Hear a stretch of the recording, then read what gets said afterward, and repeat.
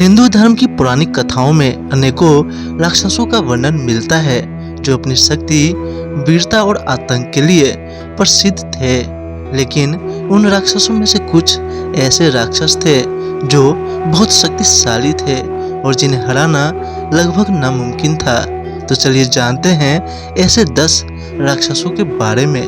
पौराणिक कथाएं बिना राक्षसों के पूरी नहीं होती और उनमें से कुछ राक्षस ऐसे थे जिनका जिक्र बहुत ही अलग तरीके से किया जाता है क्योंकि उनकी शक्तियां खास थी। इन राक्षसों के संहार के लिए तो कई बार भगवान को ही अवतार लेना पड़ा। तो चलिए पौराणिक कथाओं के उन 10 राक्षसों के बारे में जानते हैं जो बेहद शक्तिशाली थे। रावण के बारे में कौन नहीं जानता। वह न केवल शक्तिशाली था बल्कि बहुत ज्ञानी भी था। लंकापति रावण ने उस समय के त्रिदेवों को छोड़ इंद्र, यम, वरुण जैसे 30 देवों, यक्षों तथा दैत्यों आदि को पराजित कर तीनों लोकों पर विजय पा ली थी।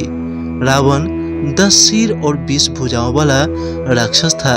माता सीता का हरण उसकी मृत्यु का कारण बना और वो भगवान श्री राम के हाथों युद्ध में मारा गया।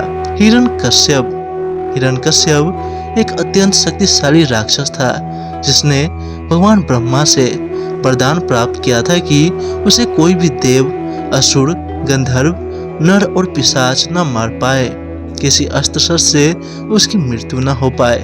बाद में भगवान विष्णु के भक्त प्रहलाद को मारने का प्रयास किया। तब भगवान विष्णु ने नरसिंह अवतार धारण कर हिरण्यकश्यप का वध कर दिया। महिषासुर एक भैंसे का रूप धारण करने वाला राक्षस था जिसने देवताओं को पराजित कर स्वर्ग पर अधिकार कर लिया था। देवी दुर्गा ने महिषासुर का वध किया और उसे पराजित किया।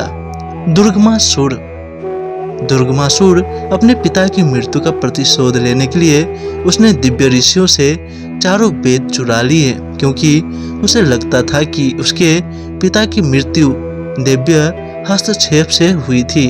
बाद में उसका वध पार्वती ने 1000 भुजाओं वाली भयंकर योद्धा का रूप धारण कर किया।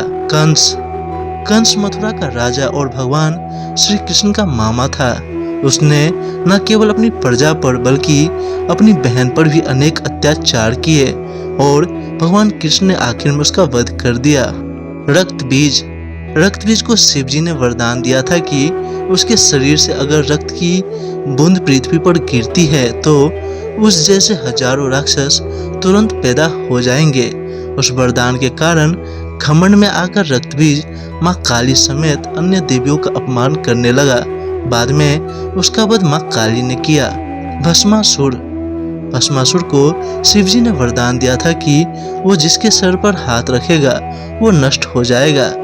पार्वती को पाने की लालच में भस्मासुर शिव जी के सिर पर ही हाथ रखकर उन्हें भस्म करना चाहता था, लेकिन बाद में श्रीहरि विष्णु ने उसे छल से मार डाला। अंधक का जन्म माता पार्वती के पसीने से हुआ था।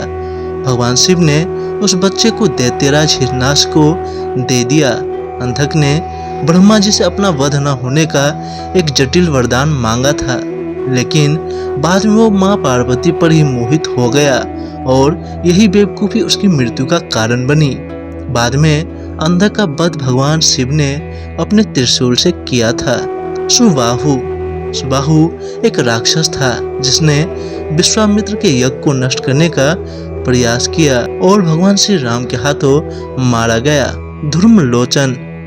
धूम्रलोचन एक राक्षस था जिसने देवी दुर्गा के साथ युद्ध किया और मारा गया। वो महिषासुर का सेनापति था। तो दोस्तों, क्या आप इन राक्षसों के बारे में जानते थे? आपको वीडियो कैसी लगी हमें कमेंट में जरूर बताएं। इस वीडियो को लाइक करें और अपने दोस्तों के साथ शेयर करें और ऐसी मजेदार वीडियो देखने के लिए इस चैनल को सब्सक्राइब करें। मैं मिलता हूं आपके साथ अगली वीडियो में ऐसी मजेदार अगले फैक्ट्स के साथ। तब तक के लिए धन्यवाद।